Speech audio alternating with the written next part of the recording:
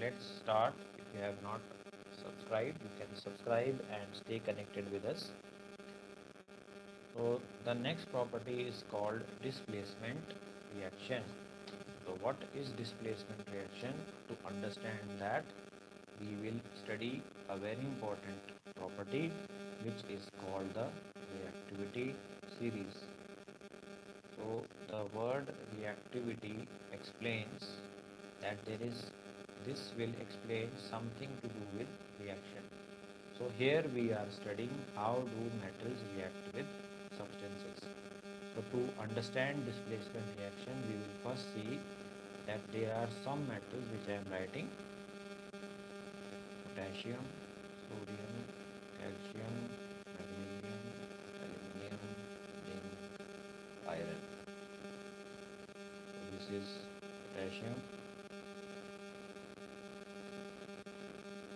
sodium, calcium, magnesium. Now these are metals which are arranged one below the other. So what are they?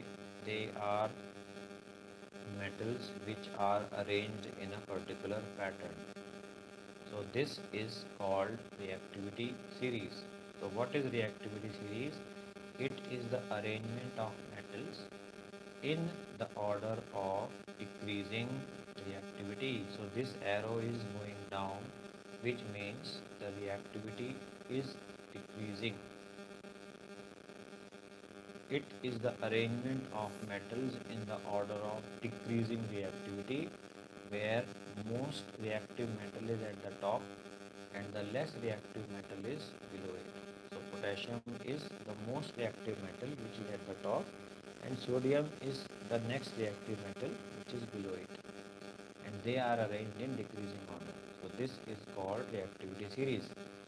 Reactivity series, let's understand that if there is a reaction in which two different metals, sodium and magnesium, are there, so since magnesium is below sodium, it will be less reactive, sodium will be more reactive. Aluminium is more reactive than zinc, and aluminium is less reactive than calcium.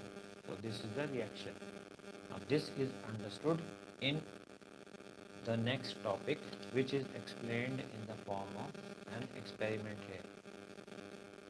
So there are beakers shown here, and in all the beakers different metals are put. In the first beaker, if you see, there are some names mentioned here. The first beaker, which is containing copper, it is written here copper and plus zinc sulfate. This is given. In the second beaker, it shows copper plus iron sulfate. This beaker contains two things, the liquid and there is a solid. Then in the three beakers, this one contains, there are names mentioned here A, B, C, D, and in the name of the chemical is mentioned here, beaker A, B, C. It contains zinc sulfate plus copper. Now we have to understand what is this. Beaker D contains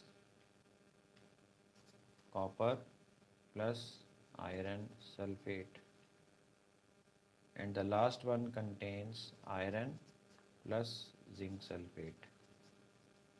These are beakers A, B, C. A, B, C, D, E. These are the beakers A, B, C, D. They contain different liquids. So what is being asked here? What will happen when a piece of copper is put in this beaker which contains zinc sulfate? So to understand this, we will first see the reactivity series. In the reactivity series, we will see who is above.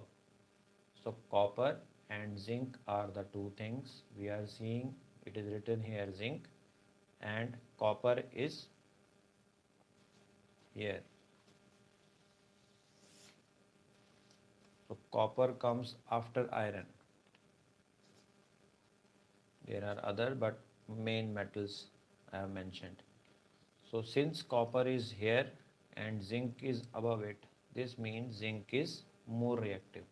So since zinc is more reactive but it is already combined with sulfate, copper and zinc sulfate, when they will react, copper will not be able to displace zinc from this solution. So here there will be no reaction. Why there is no reaction? Because copper is less reactive. It is below zinc. Next one is copper plus FeSO4. Again copper is here and FeSO4 is combined form. Can copper displace iron? No. So there is no reaction. Next is copper plus zinc sulfate. Again zinc sulfate is liquid and copper is the solid. Will copper be able to displace zinc? Again no reaction. Why? Because copper is below. Copper plus FeSO4. Copper plus FeSO4. So copper is a solid and iron is a liquid, iron sulfate, but it is above. So copper is below it. So will the reaction take place or not? Again in this no reaction. What happens with this iron plus sulfate? So in this reaction we are seeing iron is down and zinc sulfate is above. Will this reaction take place? Is iron more active or zinc more active? We will see here that zinc is more active and zinc is in combined form, so there will be no reaction. So if we take the example of copper sulfate and zinc, if I take copper sulfate and zinc plus copper sulfate, so this is seen here. What changes do you observe in the beakers? The beaker which will contain copper sulfate and zinc, the reaction will take place depending upon this. So since we are seeing copper sulfate is mentioned here with zinc and zinc is above copper, so here the reaction will take place and zinc will displace and itself take the place of copper and copper will be left alone. So copper will be displaced by zinc and this reaction takes place. However, if we have copper and zinc sulfate solution, here copper is less reactive, this is more reactive. So since copper is less reactive than zinc, so no reaction will take place. So what is the reason why no reaction? Because in the reactivity series, copper is less reactive than zinc. So any more reactive metal can displace less reactive metal, but less reactive cannot displace more reactive. That is explained in this experiment. And there are different name of chemicals mentioned here. Copper sulfate plus zinc. The color of the copper sulfate will turn and the color of the solution or the change which takes place shows that the reaction has taken place. You will write down the reaction taking place in B in a similar. So this reaction is called displacement reaction. There could have been displacement of zinc by copper and by iron in E. Since we do not see any change in C, why there is no change in C? Because what is there in C? C is explained here. Zinc sulfate plus copper. Zinc sulfate plus copper. So there is no reaction of which is mentioned here C, because there is no reaction because this is more reactive and this is less reactive. So less reactive metal cannot displace more reactive metal. So we can infer that copper is not able to replace zinc. Zinc can displace copper, but copper cannot displace because of the reactivity. So any metal which is more active can displace less active. So A more active metal can replace a less reactive metal, but a less reactive metal cannot displace the opposite.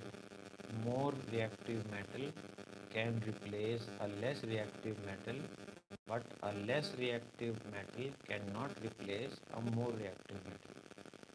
This is the rule of reactivity.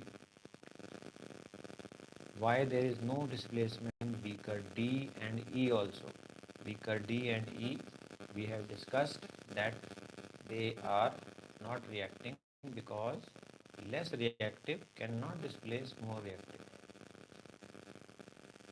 The sequence of metal is in the reactivity series. So this is a very important topic which explains this whole thing. If you have understood reactivity series, you will understand the chemical reaction of different metals very easily. So this completes the displacement reaction of metals. You can revise this and understand it by replaying the video, and give your comment below the video, and subscribe the channel if you have not, and stay connected. See you in the next class when we do the last part of this topic, uses of metal and non-metal.